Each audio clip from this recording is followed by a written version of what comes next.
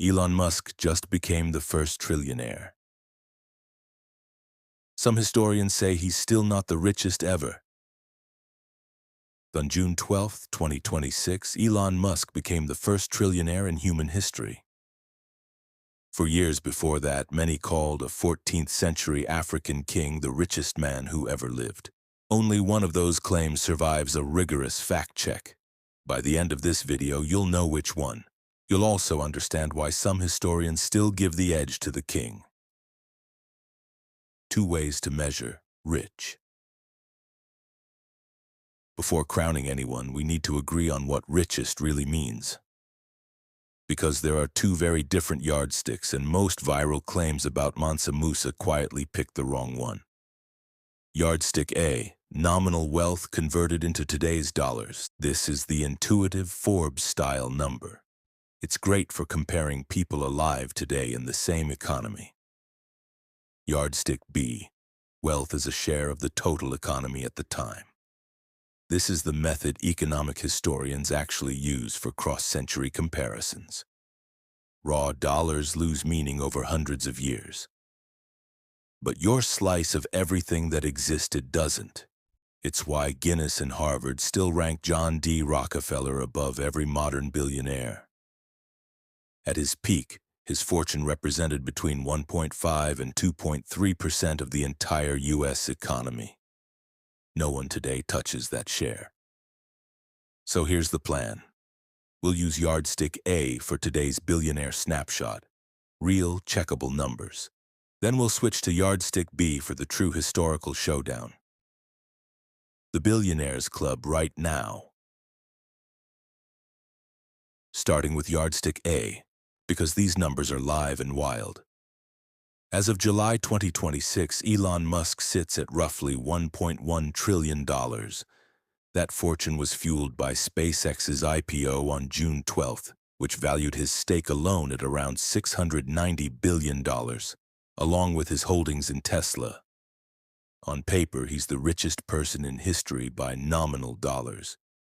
No historical figure has a verified number that tops it.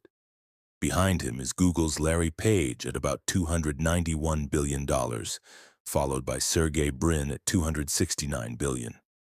Amazon's Jeff Bezos stands at $249 billion, Michael Dell at $235 billion, Meta's Mark Zuckerberg at $194 billion, and Oracle's Larry Ellison at $192 billion. Put that into perspective.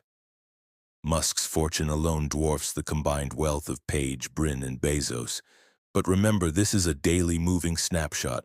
That's exactly why historians don't use it for ancient comparisons, which brings us to the real heart of this video. The real richest ever list. Now let's switch to Yardstick B, wealth as a share of the total economy.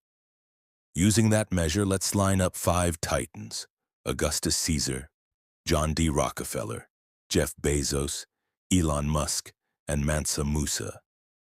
Rockefeller sets the modern benchmark. At his peak, his fortune represented between 1.5 and 2.3% of the entire U.S. economy. Augustus Caesar goes even bigger.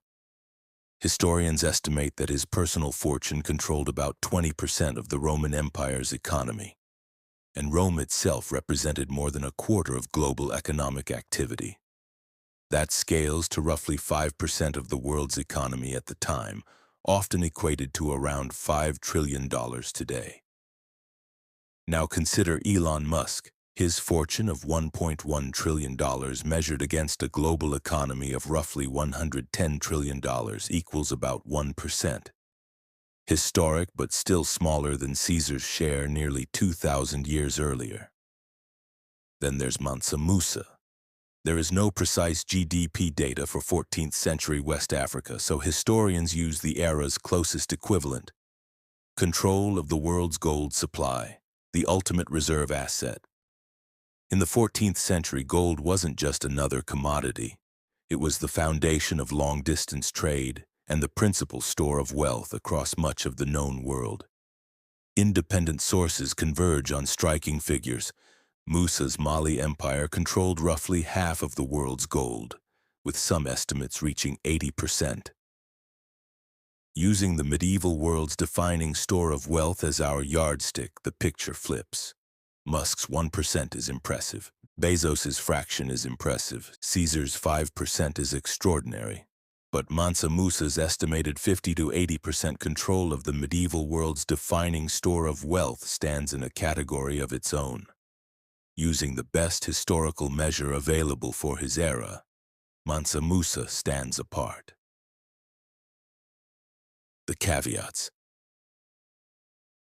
Like all historical comparisons, this one comes with important limitations. These comparisons aren't perfect, and it's important to be precise about why. We're comparing GDP, a flow of economic activity, to gold stockpiles, the dominant reserve asset in the medieval world.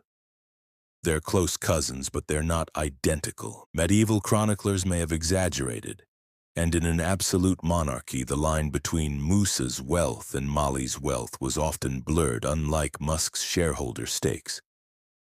Yet gold remains the most reliable common measure across civilizations. It has held universal value for more than 5,000 years across civilizations, while GDP is a 20th century invention. Currencies collapse, empires fall. Gold connects Musa's court directly to today's balance sheets. So here's a genuine question for you. If gold isn't the right metric, what would be better? Land controlled? Lifetime labor it could command? Or something else entirely? Share your best answer in the comments. The strongest idea might inspire the next video.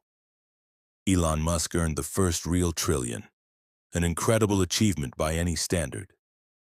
But if we're asking who commanded the greatest concentration of wealth in their own era, the answer isn't the headline maker of this month.